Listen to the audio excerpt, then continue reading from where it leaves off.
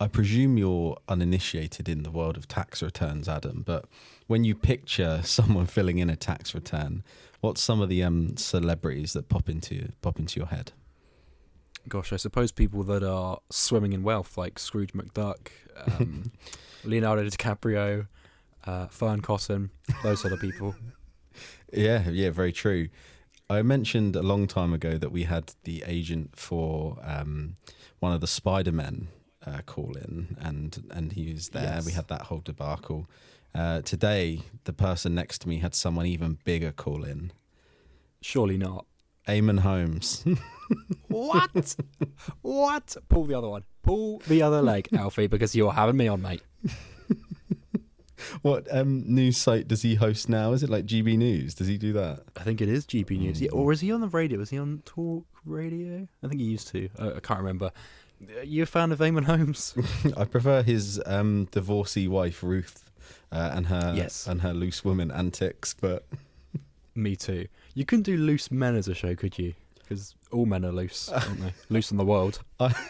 Especially Eamonn Holmes. Damn right. Put him on the in the trash tier on the A-list star. That's what I say. Oh, well, maybe that's a preview to what we got at the end. He's absolutely going on the A-list.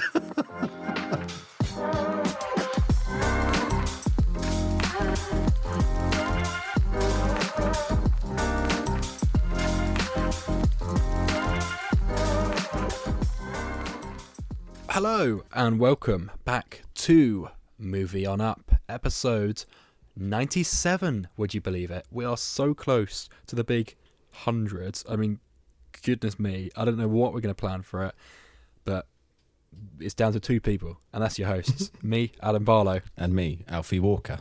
There we go. Did you realise I almost forgot to do that bit and then nicely segued round? Yeah, or as always, professional radio host, professional podcast host. You've got it all going for you. Yeah, well, just those two things. Let's get into it. We're doing it again. It feels like we only spoke the other day, but we recorded on a Saturday, didn't we? Yeah, Saturday morning last time, which it's funny because when we start recording, we're always a bit groggy. And then after about 20 minutes, we're back to our normal selves. But in the intro for last week's episode, we both sound a little bit like Barry White and Frank Butcher from EastEnders.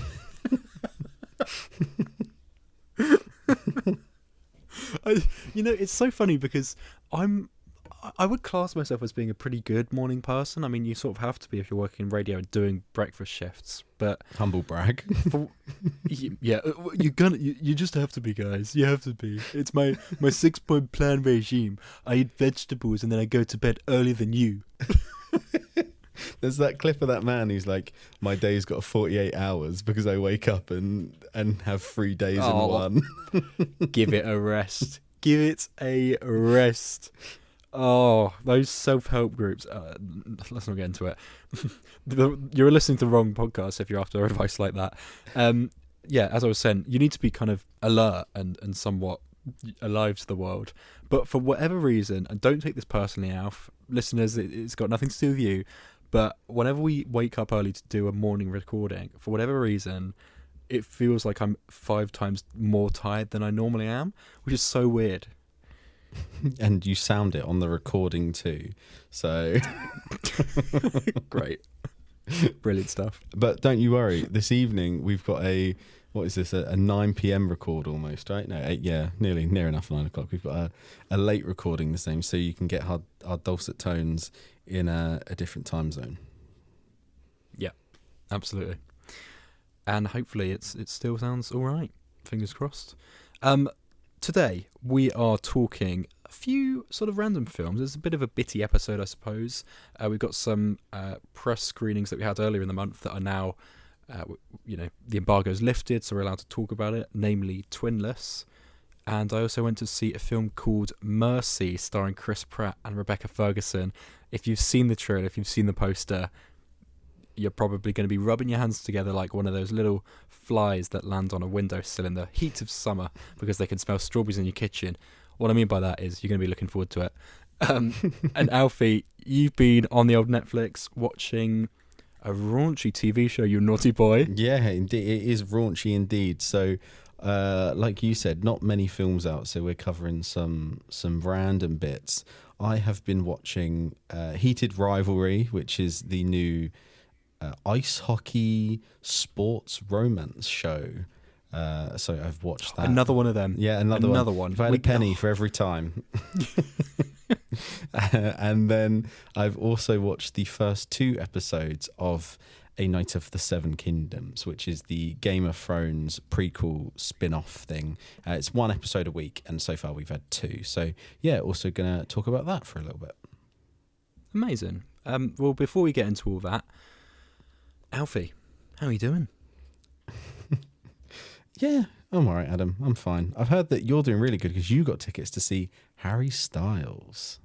Harry Styles. Well, yeah, it's a sort of double-edged sword, really, because I won the battle for tickets. I was there, sort of wiggling my finger on the mouse, trying to stay active and not get kicked out of the queue for being a robot.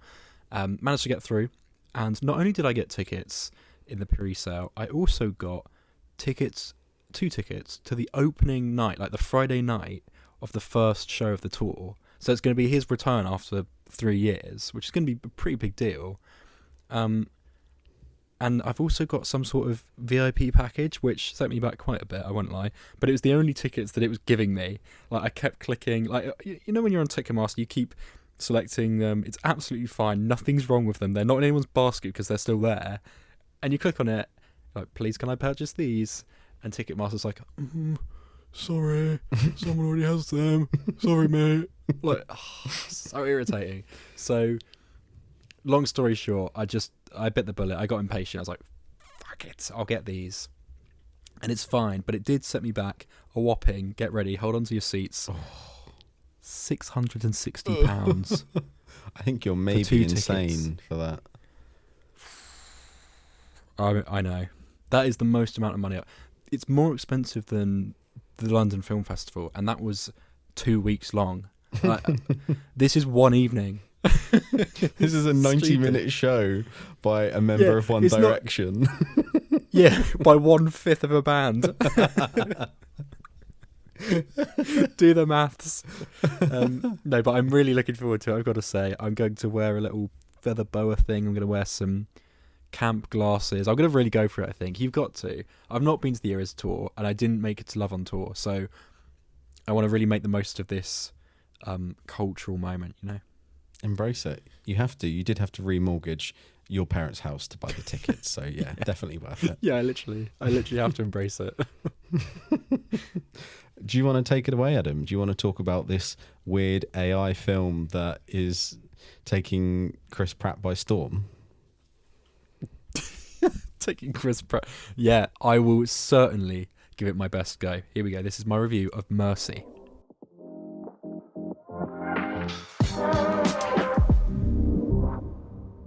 Currently sitting at a stellar 2.5 out of 5 on Letterboxd and 24% on Rotten Tomatoes. We have Mercy, the new film from unheard director Timur Bekmambetov, hoping we said that one right, starring man of the moment Chris Pratt and Rebecca Ferguson, who's also been in quite a lot recently. Yeah, go for it, Adam. How was this film? Sorry, I know this isn't a visual podcast, but Alfie, you might have noticed my eyes just widened notably then. I was just looking through the director's work. He has directed a film in 2012 called Abraham Lincoln Vampire Hunter. Have you never heard of that film before? No. It's quite famous. No, of course I haven't heard of it. What are you on about? No, the picture of him in the chair with the axe in his hand and the hat pulled down. That's like a really quite famous poster. I've heard of this film. I've never watched it though, so I can't speak for the the director's work. But okay, that's fair enough. And then he was also, I believe, a producer on everyone's favourite film of last year. You've guessed it, War of the Worlds with Ice Cube. Yep. Hence my eyes bulging in front of my face. That's mad, and that explains a lot. So Mercy is, if you haven't seen the trailer, it's Chris Pratt strapped to a chair for 90 minutes. And Rebecca Ferguson is this AI lady on a screen, basically, and she's got a name. Hang on, let me work it out. It's part of this Mercy Project, which is an AI court of law, basically, in America. It's for where very few cases have been held, but it's set a few years from now, and basically this AI lady is the judge. And what you're given is 90 minutes and access to cameras, footage, files, phones, anything you need to prove your innocence.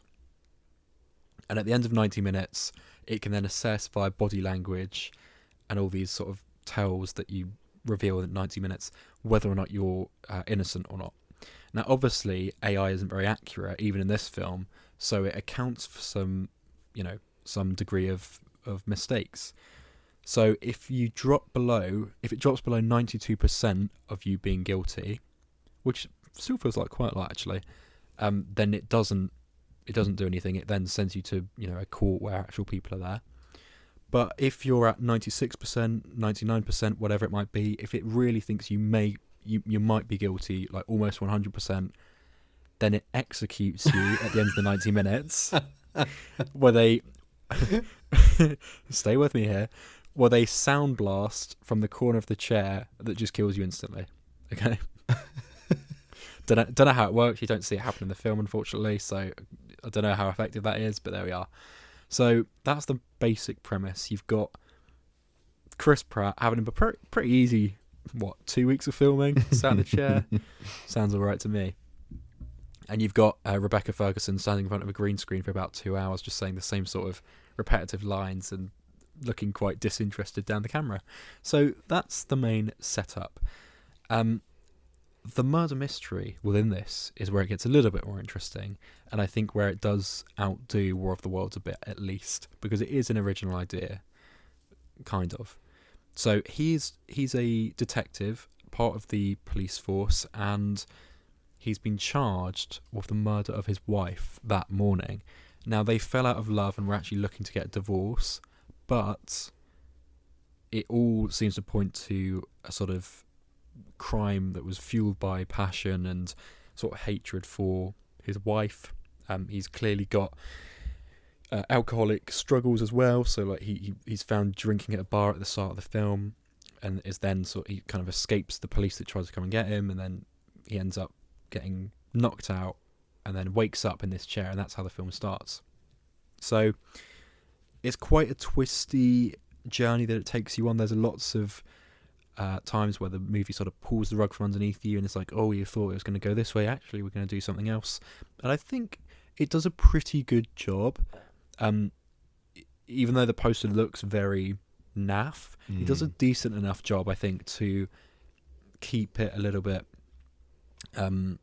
it's not, you're not going to predict it because it is so stupidly outlandish, but I think that's kind of a good thing, because if you were sat in the chair like Chris Pratt and you've got 90 minutes, and at the end of the 90 minutes you're like, well, this is going to happen, then it removes all the fun. So I will say that it has some fun moments and it does keep you guessing. I've seen some reviews say what a generous, boring film to have a 90-minute timer at the top of the screen for the whole time, so you know exactly how long's left, which I think is so good. And I don't know for certain, but it does seem to run exactly to time. It obviously has a little bit of overshoot either end when the timer's not on, but I think when it says you've got 90 minutes, I think that is accurate. It certainly feels like it anyway. The film I did just have a look, and I've lost now. Yes, it's an hour and 40. So yeah, I think it does work pretty much how it should do, which I think is pretty commendable, actually. That's the sort of OCD sort of thing that I do keep an eye out for in these types of films. If there's a timer, or if someone's holding their breath, best believe I'm trying to also time it or hold my breath alongside them. And this one kind of pleased me in that way. So what did I think of it? Is it as bad as War of the Worlds? No, because War of the Worlds was absolute dog shit. Mercy, I think Mercy is just a bit forgettable, I suppose. It's not dreadful, and I actually think you would go to it and you'd have an all right time. Not a great time. You probably won't think about it again, but I don't think you'll hate it. There's a lot of that shaky cam that War of the Worlds did, which I just think looks so bad. Like it's really difficult to follow what's going on. And when most of your storytelling is through cameras and through body cams of police officers breaking into buildings, that really doesn't work. It kind of makes more sense here because he's deliberately getting involved in this situation. He's trying to prove his innocence. But with War of the Worlds, that just felt really... It felt like, why on earth is there a camera here? Why are they holding a camera? Why are they holding a phone up and a gun at the same time in an alien invasion? You just hold the gun for dear life. Whereas this, it does sort of make a bit more sense, if that makes sense. But I can't lie and say it's high art. It's really not. People have slated Chris Pratt, saying he looks really disinterested in the film. I think he does all right. I'm a bit of a Chris Pratt defender. I know that's probably throwing myself under the bus there, but I don't know. There's something about him that I find quite endearing. I think I still think of him as being Star-Lord and Andy Dwyer in Parks and Rec, which is he's so funny in that show. And has he done anything as good since? Probably not. But I don't know. I'm always kind of willing to hear him out, I suppose, even if he's made some poor decisions online, I think, and with his conveying of his beliefs, I suppose. And then Rebecca Ferguson has also come under some fire for her wooden performance, but she is playing an AI. She's not going to be totally totally a three-dimensional thing. So I think it kind of works for the most part. But yeah, Mercy, there we go. There's my thoughts on it. I go and see it if you want, but do not race out to see it. It's just not going to improve your week. I'll say that. It will probably just pass you by. There's better ways to spend 90 minutes, I'll say that. As you've been going through it there, I was looking at some of the reviews, and I think the first line of this review alone is insane to me. What you said, it just says boring. I went and saw this in 4DX and I regret it. What on earth would happen in this film if you watched it in 4DX? I guess it executes you at the end, but I don't know. I did see they did a really over the top poster for this because I can't really say much more about the film because it goes into sort of spoiling it, I guess. Not that anyone's going to care much, but if you are going to see it, you don't want to also know what's going to happen. But it gets quite over the top, which I kind of likes that it went balls to the wall. If it's going to be strapped into a chair for 85 minutes, I want the last 10-15 minutes to do something different, and that it did, so I do commend it for that. But I've seen that they did a really over the top trailer begging people to go and see this in 3D, which I've been told didn't work at all because the whole setting of this room with Chris Pratt in the chair and the AI stuff, it's all holograms up through the floor, so everything's sort of whooshing by him and like the web, World Wide Web and photos and stuff all rushing past him. I think that would really give you a headache, so I'm glad I didn't do that. 4DX, I don't know how you'd survive that, I really don't. And I'll make this my final point. With this court of law, it's not really necessary for it to be that realistic because it's just a convicted criminal trying to prove they're not guilty. So you're in this situation where a lot of the time when he's looking at a body cam and following that, his whole surrounding turns into where they are as well. And if something blows up, or if there's fire or heat or anything, there's then fire in the room as well. And sometimes when these like screens and panels and images fly by him, his hair rustles in some sort of breeze. I'm like, what's causing that? Because it's just not real. Yeah. It's just a hologram. Like they got someone with a hairdryer off screen going. Yeah. It's so silly. I don't know why, because it's like it's meant to be, I suppose, more realistic, but it's not. It's actually less. Do you know what I mean? Yeah, like is he actually burning himself on the fire as well? Like almost. Like there's a scene where an area that he's watching gets blown up. I think that's implicit. And it looks like the room he's in just got blown up. I'm like, oh my God, how did that happen? And then it disappears. I'm like, oh right. But Chris Pratt's looking around as if he's just been blown up as well. I'm like, no, you're still in the chair. Like, it's like when you've got a VR headset on and you start screaming when you're walking a plank off a building, and then someone pushes you. I think they did it on one of those football like comedy shows on Channel 5 or whatever. And if you push someone, they do like scream for their life and then like fall to the ground even though they're just standing. It's so funny.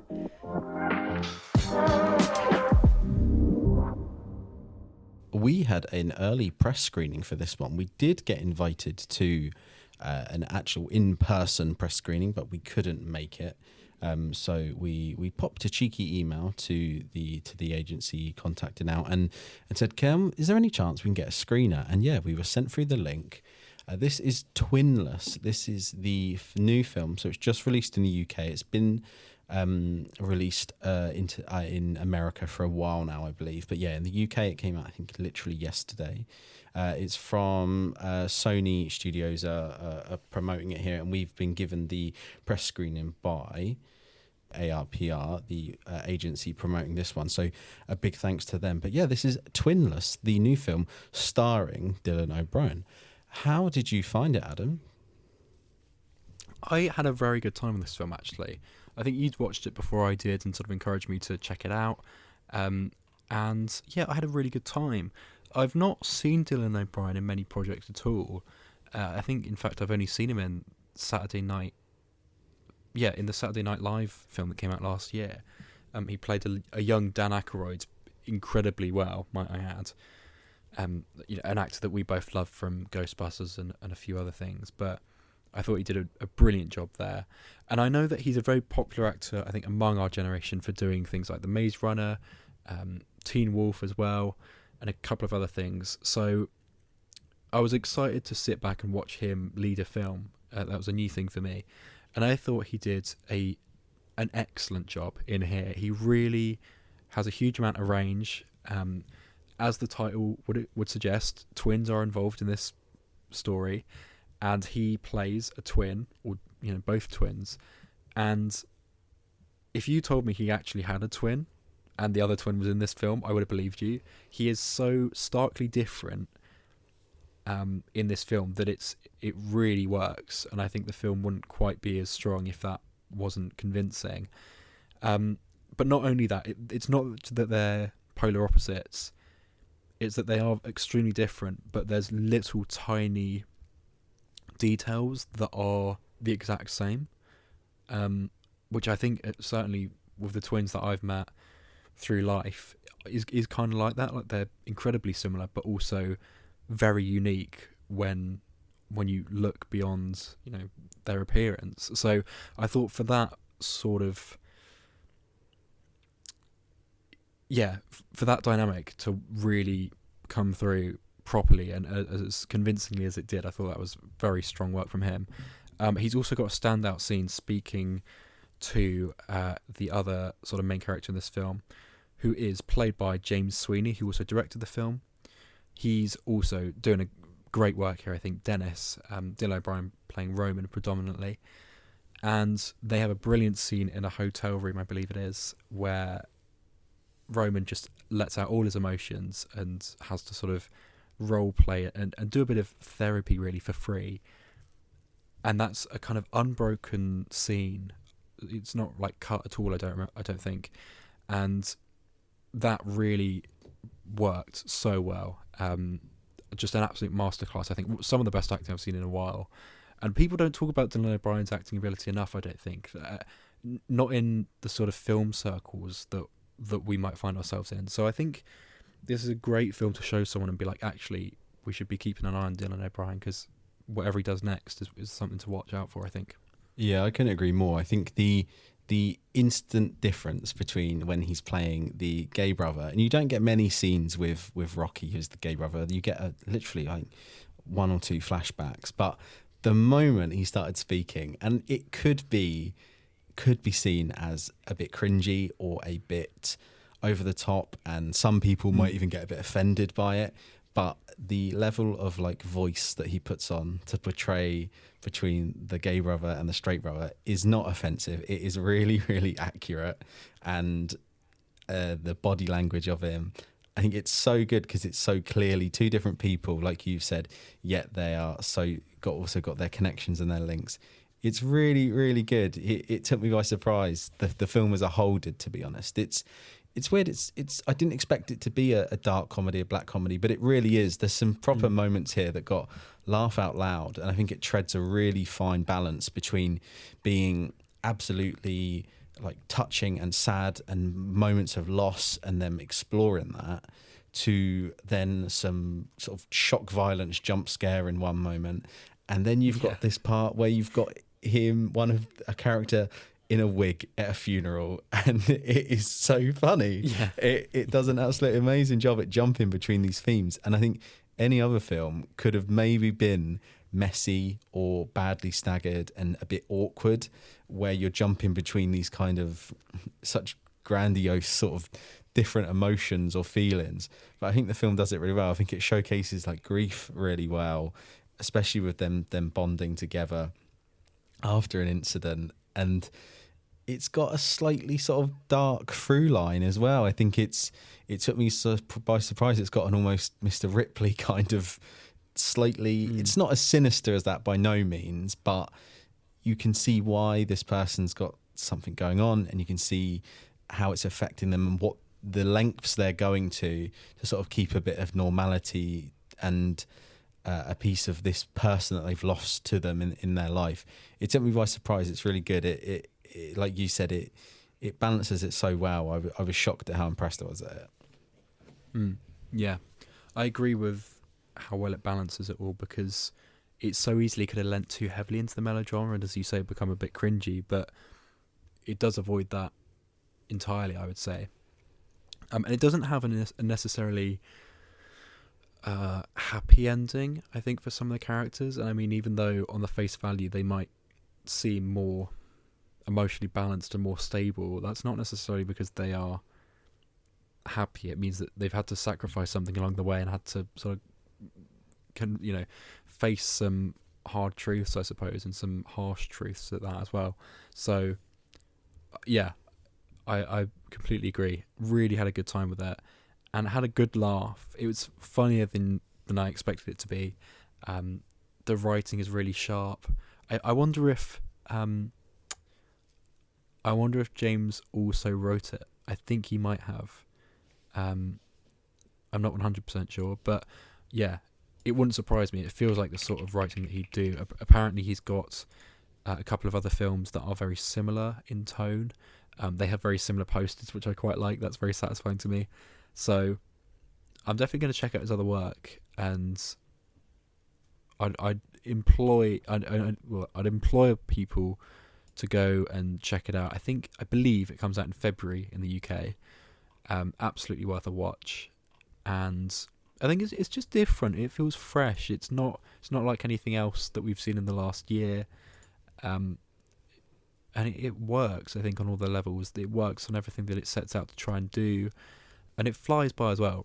Really well paced. I thought that hour and 40 absolutely flew by, which is good, because some films you watch and they feel twice the length and they don't feel like they've earned the runtime at all. But this felt completely right, and it all fit together and rolled on at a pace that just felt natural. I just had a check, and yeah, he did write it as well, which I think, like you said, you can tell that it's been crafted by him and sort of him alone in every element. It's clearly, maybe, I don't know if it's a personal story to him or something, but I'd go out there and say that he's probably gay, and that's why there's definitely experiences that he's probably had brought into this, and how he's been able to make it so convincing or realistic in places. And like you said, it's genuinely funny. That I said it already, but the moment at the funeral where you get a flashback to one character in a wig dressed up at a funeral to disguise himself with sunglasses. Yeah. And it got a proper laugh out loud for me.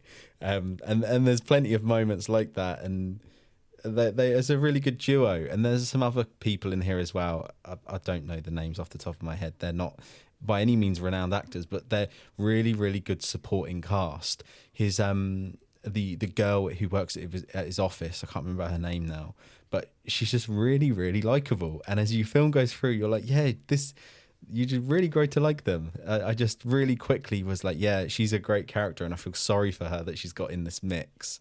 The supporting cast really support them well. It's really quite good.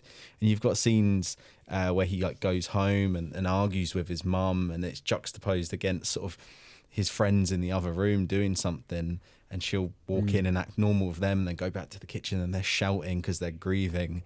Yeah, there's just, like we've said a couple of times now, there's a really good balance between it being sad and moments of loss and having some real meaning, and then some sort of humour to sort of carry you through it.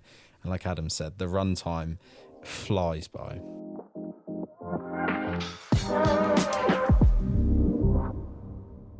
Alf, you and I will quite often repost on our stories some film memes and share them with each other, and I saw one not too long ago that said you've either got a challenger's son or a heated rivalry's daughter, and you can now say that you're both, Alf, because you've seen both.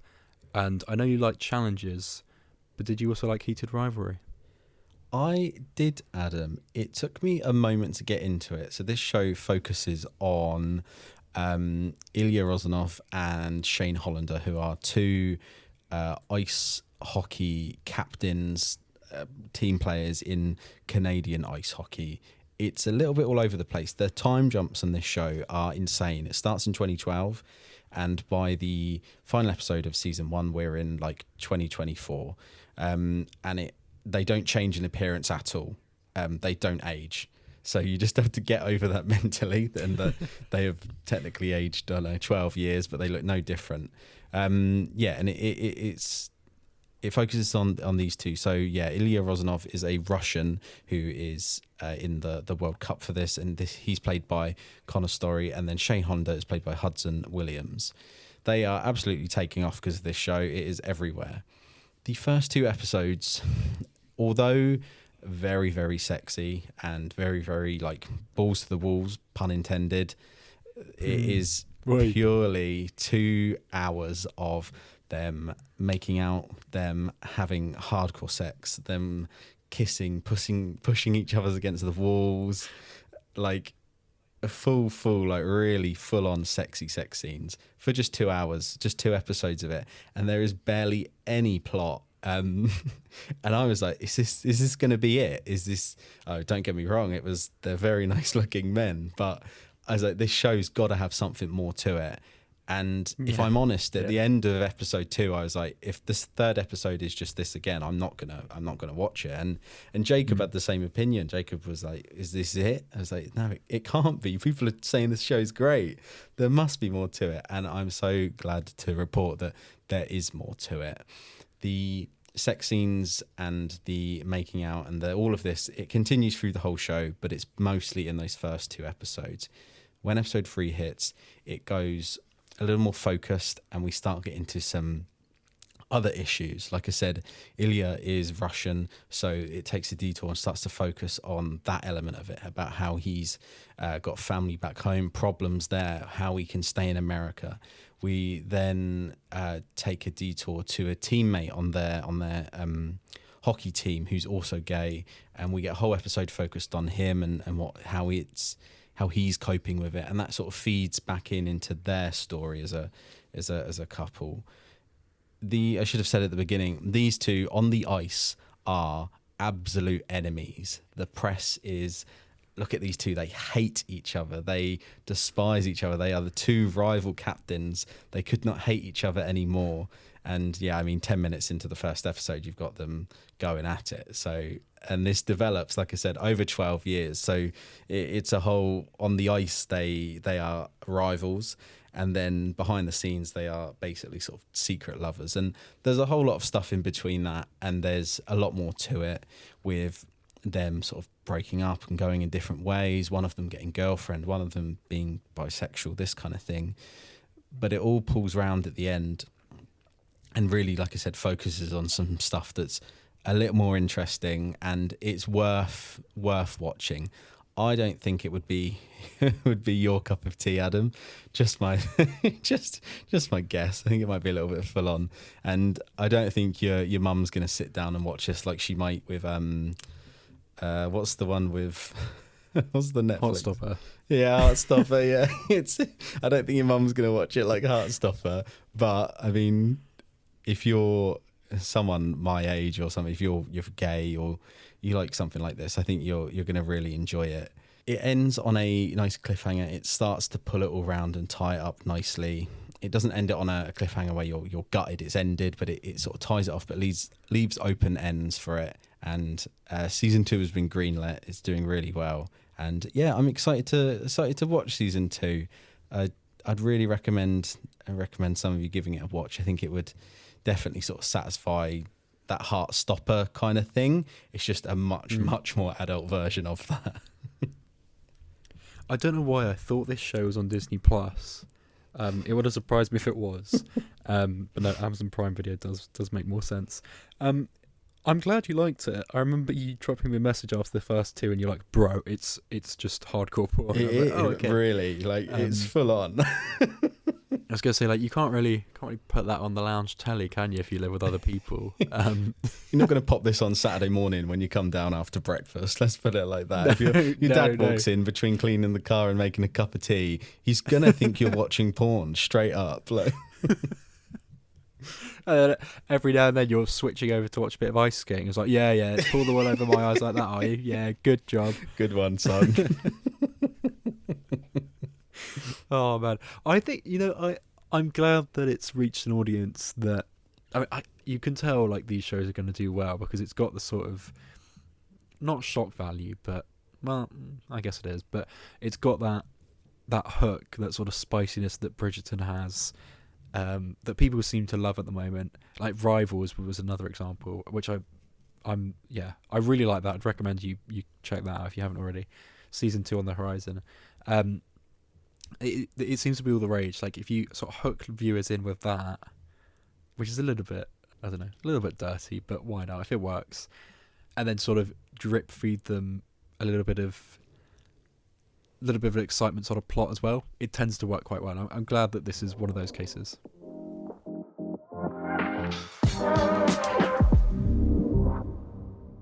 Adam just mentioned their shock value, which is definitely how this show starts as well. At the beginning of both of these episodes, so episode 1 and episode 2, we've had something incredibly shocking to set the tone. And I'll go on a little bit in a moment. But yeah, this is A Night of the Seven Kingdoms. So it's a Game of Thrones prequel set, I think it's 80 years before Game of Thrones, but 100 years after House of the Dragon, which is the other ongoing current Game of Thrones show. So it's sort of set in the middle.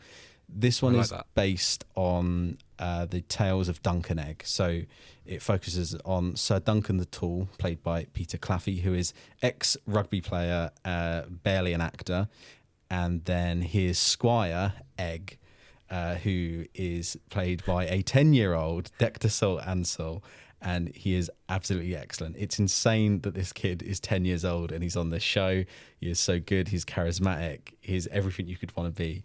George R. Martin, who writes the books, said to him in an interview the other day, he's like, you are this character jump off the page. They couldn't have cast you better. And it's so cool to see this little kid just loving it. It really is. It's not Game of Thrones. That is the main thing. Game of Thrones is famous for its sort of grittiness and its twistiness and a million ongoing plots. This show is really focused. It is focused on Duncan and Egg alone, and it is following their story as a knight and his squire. And there's plenty of other stuff going on, but it really stripped it right back. It is a sole narrative on them, and yeah, it focuses purely on them and their travels. The issue most people are having with it at the moment is that it's only got half an hour runtime for each episode, and there's only 6 episodes, so it could have been a film almost. Right. but they've already filmed season 2, I believe, or they're filming it as we speak. So they're trying to get these ones out as quick as possible, I believe, before the kid grows up, I guess. I said at the beginning about shock value. The opening, are you aware of the really grandiose Game of Thrones theme music, right, Adam? Yeah, where it's like Yeah, right, yeah, spot on. So the opening scene is us being introduced to this knight, and you can hear him like draw his sword, and this music starts to build, and it does a cut to him shitting with violent diarrhea behind a tree, almost like it's shitting on Game of Thrones, which definitely puts you in the right mind frame for how this show is treated Game of Thrones, because it's not Game of Thrones, and it wants you to know that. Second episode intro, we have a flashback to his old, when he used to be a squire. It flashes back to his knight who he served, and you've got this 80-year-old man who he's bigging up in this flashback. He's telling a story about him, so we've got the flashback going on, and this 80-year-old man walks out a hut, and he gets out his absolutely ginormous knob and starts pissing all over right in front of the camera, fully on screen. The show has a real weird sort of comedy to it. Game of Thrones had fart humour and had sort of that kind of crass humour, but this show is just, every episode so far it's done something like that to really just go, don't expect Daenerys riding dragons in this is not what this is about. But overall so far it's been really good, really enjoying it. The score is great. There's been a lot of like the 2 episodes are focused mostly at a tourney, a jousting tournament, and the music is got that real sort of like medieval sound to it, which I don't think we had much of Game of Thrones. The cinematography also really, really beautiful. It's got such vibrant colours, and the like saturation is clearly turned up. Really, really beautiful to look at. It's like meticulously crafted as well. The sets are all practical. You've got practical castles and markets and long winding roads. So far, it's really good. We've only had the first 2 episodes. There's 4 more to go. But it just feels potentially what sort of... The closest thing I can compare it to is like maybe what The Acolyte did wrong, this is doing right. It's just this huge IP, and there's such a huge sort of thing you have to stand up to, the quality you have to produce, and all this lore and all this other stuff going on. And this show just focuses on this little tiny period, and it's doing it really well compared to The Acolyte that we've spoken about on record, which does an awful job of that, and everyone's forgotten about, and it's been thrown by the wayside. Yeah, so far really good, and would recommend it to anyone who enjoyed Game of Thrones. It's not the same, but it's still got that feel in there, and it's a real world builder. You can feel them filling out the world with it, basically.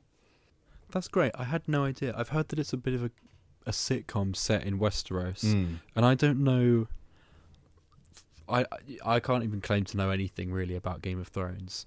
I guess I wasn't expecting there to be so much difference tonally between the shows, but I think that's pretty cool. I think in my mind, Game of Thrones is really serious and really heavy and dark, but it's nice that they somehow now have the ability to kind of weave different stories, even though it's set and still all canon to one another. The fact that you can have this sort of more playful, silly approach, but with characters that still presumably matter, I think that's quite cool. Like I like the fact that you can have a completely different show with different merits and different strengths, but then those characters could, in theory, walk into a pub or into a bar, I don't know, whatever they have in a tavern, walk into a Wetherspoons, a tavern, and realistically meet someone else from a different show. I think that's quite fun. Yeah, I think it sounds to me a bit like, you brought up The Acolyte. What was I'm blanking on the name. The Star Wars show that Jude Law was in. Yeah, Skeleton Crew. Yeah, Skeleton Crew. That's it. Is it that kind of vibe, I suppose, because it's a more real focused thing that's set earlier? Yeah, on one little group that it doesn't seem to have much effect on the overall story going elsewhere, which is a really good comparison, because I think the issue with Mando and the issue with Book of Boba Fett and the issue with Ahsoka and all that kind of thing is that it just feels like 3 TV shows that are all the same TV show. You can, and they really are, aren't they? You can flick them all on, and they're all going to connect, and they're all going to link up, and they've been made that way. But I think that's boring. I think that is how you get stale writing, and which was what I think we got with Book of Boba Fett and with season 3 of Mando. But then you introduce something like you just said there, where we had Skeleton Crew and Andor. They're all in the same universe, but each show has a different approach. Andor was so serious and politically driven, and then Skeleton Crew was fun and a swashbuckling adventure. This feels the same. You've got Game of Thrones, which is obviously the main piece of the puzzle. You've got House of the Dragon that's happening at the same time as this show, like production wise, and it's focused much more on that serious element, giving you lots of lore. And then you've got this, which is light-hearted, still important, and still got the same characters, but it just makes it, it's different. It's a different story in the same time, and just keeps it fresh, like you said.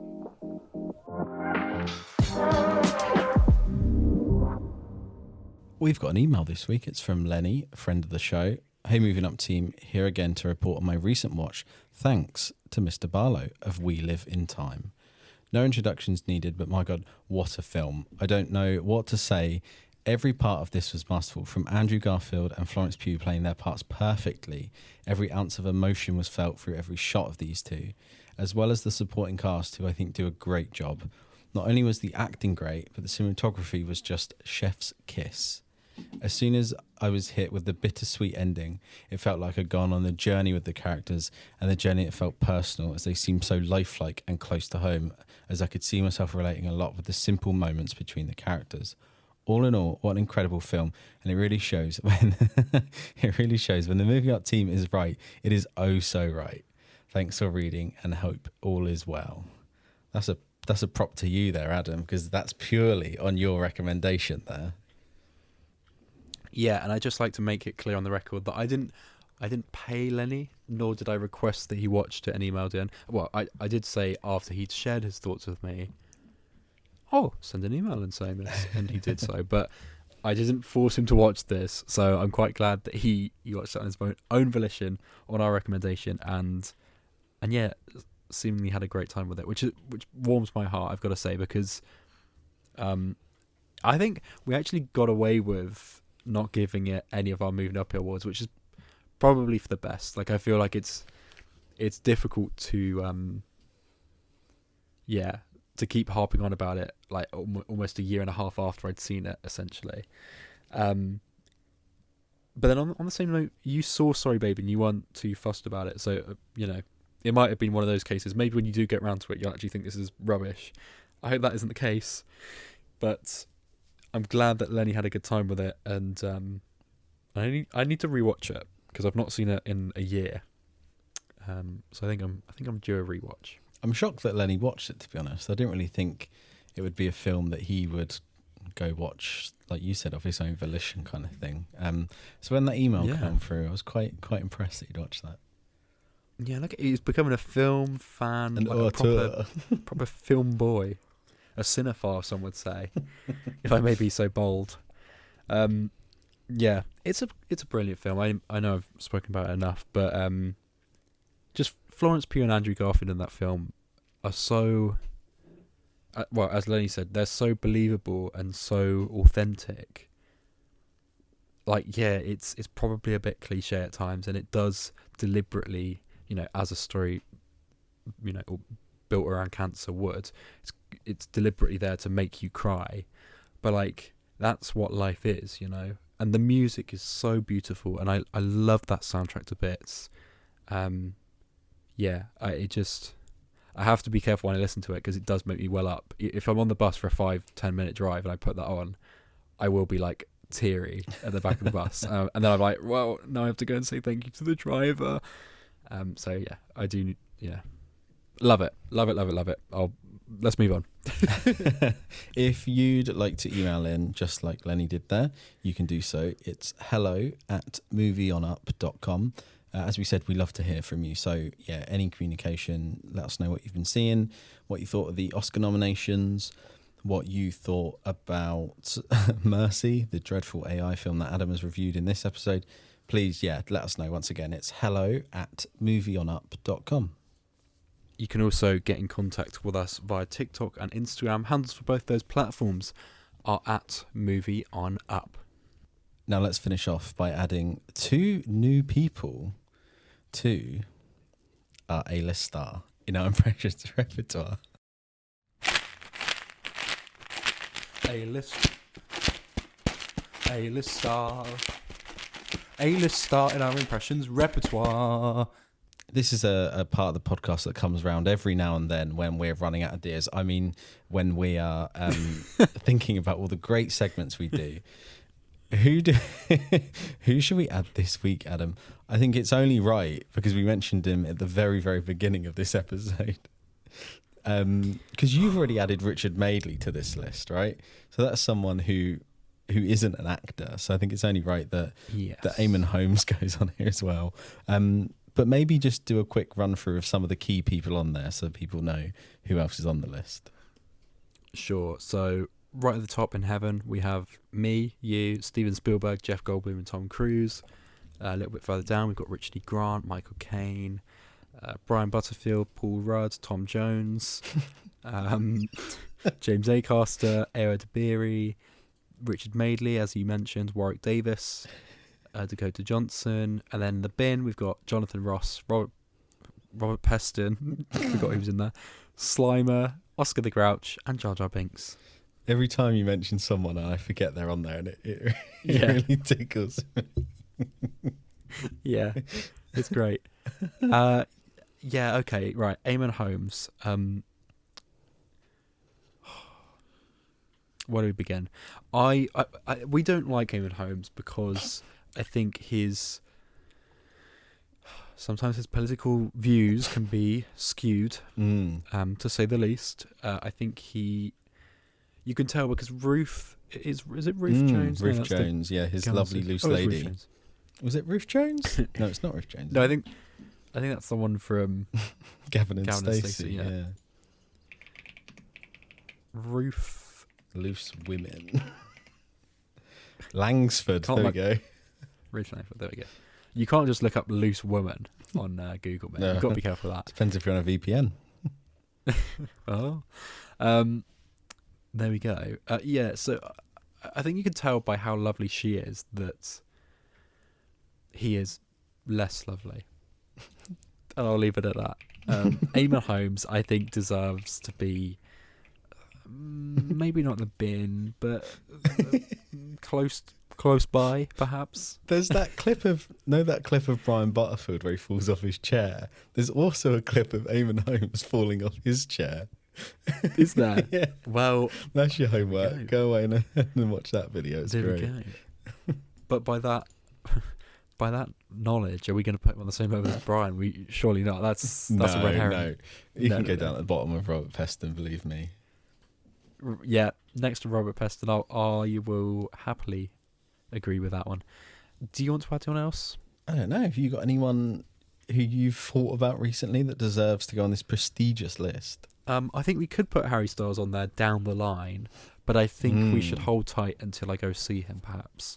Or maybe when he gets his part in the Eternals 2 movie that's coming out, because obviously he's meant to be in that, isn't he? Yeah, pull the other one.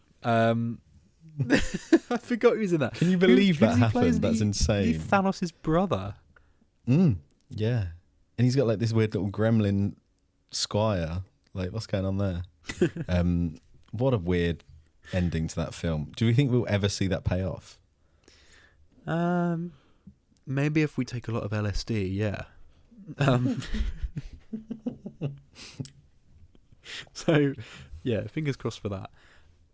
There is one other person I'd like to add, and it's Gary Barlow, if that would be okay with you. Absolutely. And I mean, you can even do an impression. What's the quote where he says about Talisha having fag-ash breath? Yes, iconic. To be honest, I don't know what offended me more. What you've said or that of Talisha's fag-ash breath. Iconic, absolutely iconic. Well, it's actually another person's impression that's brought him to my attention this week. Guy likes following this bloke on TikTok who does impressions of Take That, like the whole band at once. And he does a great Gary Barlow where he blinks slowly. He's got a wonky eye. And he just, you know when he did like the crooner sessions in lockdown with like Elton John and stuff? Yes. And he'd be on Zoom and be like, wow, that's absolutely amazing. Well, anyway, this TikToker has taken it to the nth degree. And like, it's Gary Barlow speaking to the Bee Gees, who are just a bunch of like budgies. It's so silly. And he'll just be on the Zoom call with his like wonky eye and one eyebrow raised. And he'll be like, wow, that's absolutely amazing. Absolutely wonderful. Absolutely outstanding. Absolutely fantastic. Like that, just on a loop.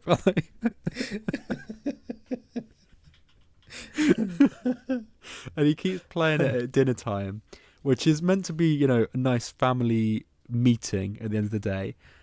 And it just gets drowned. All our discussion is drowned out by this silly fake Gary Barlow. So I'd like to put the Big GB on the list. That's my idea of a very nice day out. I think straight away I'm seeing Tom Jones here. I forgot that we put him on here, and that really, when you said his name, it really made me laugh. Yeah. I think, I don't know, maybe around the same level as Tom, I think. Yeah, I'd go with that. That's fair enough. They were on The Voice together, so. Were they? No, I don't think so, but we'll go with that logic. That's as good as any of our other reasons. They're now one person on the list. That's how that works. Tom Barlow. Your long lost brother. Thank you for listening to the episode today. That was episode 97. Like we said, bit all over the place, a few different things going on. No big releases out other than Mercy, I guess you could say. But yeah, thanks for listening. Adam Barlow, anything on your radar for what you're going to be reviewing next? Nothing major. I watched Begonia over the weekend. Forgot to bring it up in this episode, but it was alright. It's fine. 4 out of 5. Next week, I'm going to be watching, I think, Shelter, which is the new film from Jason Statham. And I've already got a good idea for a cold open for that. So stay tuned. Stay tuned for that amazing piece of content that Adam has promised there. Steady on. Other than that, thank you for listening, and we'll catch you on the next one.